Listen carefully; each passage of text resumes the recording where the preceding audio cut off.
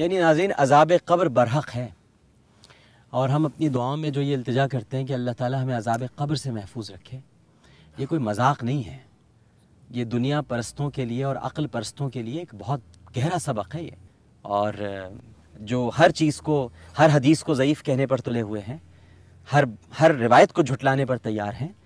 وہ یہ دیکھ لیں آ کر قبرستانوں کے چکر بھی لگایا کریں۔ مجھ پہ تو تنقید بہت کرتے ہیں کہ میں کہاں چلا جاتا ہوں قبرستان، خود بھی آیا کریں اور آ کر یہاں دیکھیں، پوچھیں کہ کیا حالات ہیں۔ یہ خوف کی جگہ ہے، عبرت کی جگہ ہے، آخری منزل یہی ہے انسان، آخری منزل یہی ہے، آخری منزل یہی ہے۔ یہاں آ کر انسان کو احساس ہوتا ہے کہ اسے اپنے گناہوں سے کس طرح سے بچنا چاہیے۔ یہ ٹیلی ویژن، یعنی آخری مکان ہے، یہ آخری میں ٹیلی ویژن پر بیٹھ کر بڑی بڑی باتیں کر لینے سے کہ فلاں چیز یہ قانون توہین رسالت نہیں ہے، یہ نہیں ہونا چاہیے، انسان کا بنایا ہوا قانون ہے، یہ ساری باتیں چھوڑیے، پہلے یہاں آئیے، اس قبر کو یاد رکھیے کہ آپ جس چیز کو جھٹلا رہے ہیں، جس نبی کریم صلی اللہ علیہ وآلہ وسلم کے مقام اقدس کی توہین کے مرتکب ہو رہے ہیں معاذ اللہ، اپنی خوش کلامی کی وجہ سے یا اپنی عقل کی وجہ سے یا اپنی تحقیق کی وجہ سے، وہاں دیکھیے کہ انسان پتھروں سے چمٹ جاتے ہیں۔ اور ہم جب یہ بزرگوں سے سنتے آئے ہیں، احادیث مبارکہ میں موجود ہے کہ قبر دباتی ہے، ادھر کی پسلیاں ادھر اور ادھر کی پسلیاں ادھر ہو جاتی ہیں۔ یہ منظر خیر محمد صاحب نے اپنی آنکھوں سے دیکھا ہے۔ جی میں نے بالکل بولا ہے، جو نکالا کہ میں یہ تو نکال کے 28 برسوں سے یہاں پر گورکن ہیں، اور یہ کوئی واقعات اور یہ کوئی قصے کہانیاں نہیں سنا رہے ہیں ہم کو، بلکہ یہ حقائق ہمیں بتا رہے ہیں۔ تو ہمیں ڈرنا چاہیے، عذاب قبر سے ہمیں پناہ مانگنی چاہیے۔ اللہ تعالیٰ ہمیں قبر کے عذاب سے بچائے، وہاں کی منزلوں کو آسان کرے۔ نبی کریم صلی اللہ علیہ وآلہ وسلم کی جب زیارت نصیب ہو تو ہم آپ کی زیارت فرمانے کے بعد، دیکھنے کے بعد آپ کے بارے میں جو ہمارا عقیدہ تھا، اس عقیدے کو بہت پیار اور عشق سے قبر میں بیان کریں۔ ہم مر ربو کا بتا سکیں، ہم من نبیوں کا بتا سکیں، ہم ما دینوں کا بتا سکیں، اور یہ سب کچھ کرنے کے لیے عقیدے پختہ ہونے چاہیے۔ یہ سب کچھ جاننے کے لیے اعتقاد مضبوط ہونا چاہیے، بلیور بننا پڑتا ہے۔ بلیور بننے کے لیے بہت کچھ غیب پر ایمان لانا پڑتا ہے۔ عقل کی کٹ حجتیوں میں اور اٹکل پچو لڑانے والے وہ کبھی بھی ان حقائق کو تسلیم نہیں کریں گے۔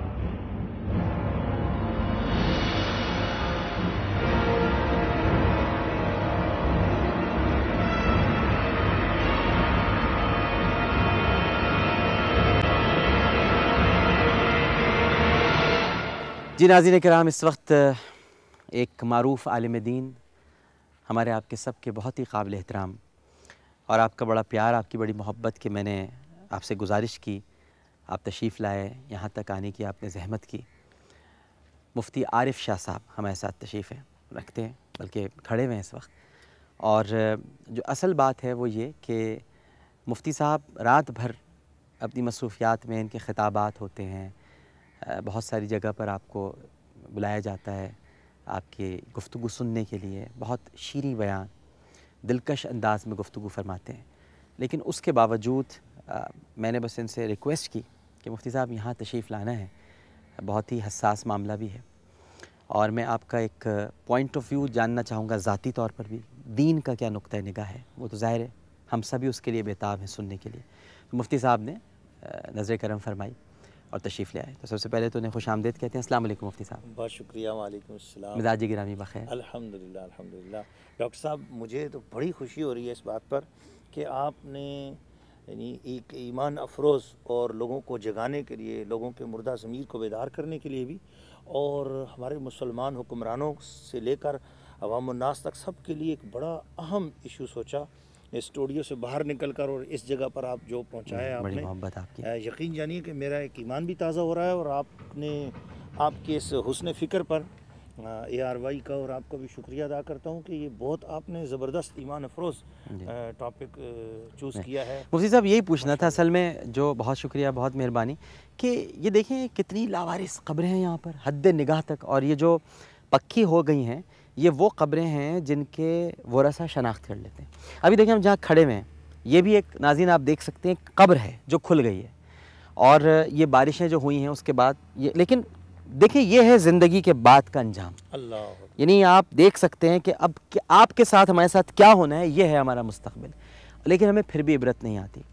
میں نے مفتی صاحب کو جو زحمت دی یہاں پر، جو زبردست گفتگو فرماتے ہیں، ایک تو یہ بتائیں مفتی صاحب آپ ہمیں کہ یہ جو لاوارث یہاں پر دفنائے جاتے ہیں، ان کے لیے فاتحہ خوانی کرنا، ان کے ایصال ثواب کے لیے کچھ یعنی پڑھ کر بخشنا، وہ کیسے کیا جائے؟ کیونکہ کوئی آتا ہی نہیں ان بیچاروں کے پاس، یہاں کوئی ہے ہی نہیں، یہ تو منتظر ہیں، انتظار کر رہے ہیں۔ دوسرا یہ جو عبرت کا مقام ہے، اور پھر بھی ہمیں عبرت نہیں ہو رہی، نہ حکمرانوں کو ہو رہی نہ ہمیں ہو رہی، ہم ہر چیز کا الزام حکمرانوں پہ ڈال دیتے ہیں، ہمیں کون سی ہو رہی ہے، ہم کہاں سے؟ تو ذرا اس پر کچھ اگر آپ گفتگو فرمائیں۔ صحیح بخاری اور صحیح مسلم میں حضرت نعمان بن بشیر رضی اللہ تعالی عنہ روایت کرتے ہیں کہ نبی کریم صلی اللہ علیہ وآلہ وسلم نے فرمایا، قیامت کے دن سب سے ہلکے عذاب والا وہ شخص ہوگا جس کے تلووں کے نیچے آگ کا انگارہ رکھ دیا جائے گا اور اس کے اثر سے اس کا دماغ کھول رہا ہوگا۔